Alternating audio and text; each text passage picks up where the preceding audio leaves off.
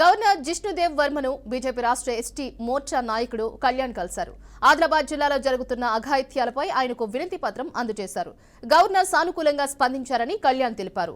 జైనూరులో ఆదివాసీ మహిళలు, యువకులకు రక్షణ లేకుండా పోయిందన్నారు. సమగ్ర విచారణ చేపట్టి దోషులను కఠినంగా శిక్షించాలని కళ్యాణ్ కోరారు.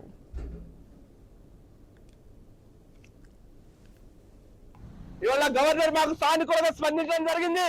వెంటనే విజిట్ చేస్తా, ఎక్కడ అన్యాయం జరిగినా, ఎక్కడ ట్రైబల్ మీద అన్యాయం జరిగినా, పీసా యాక్ట్ అమలు చేయకుండా, 170 యాక్ట్ అమలు చేయకుండా వెంటనే ఇవాళ నేను వస్తా, విజిట్ చేస్తా, జైనూరుకు వస్తా, ఆదివాసులకు అండగా ఉంటా అని మాకు ధైర్యం చెప్పడం జరిగింది.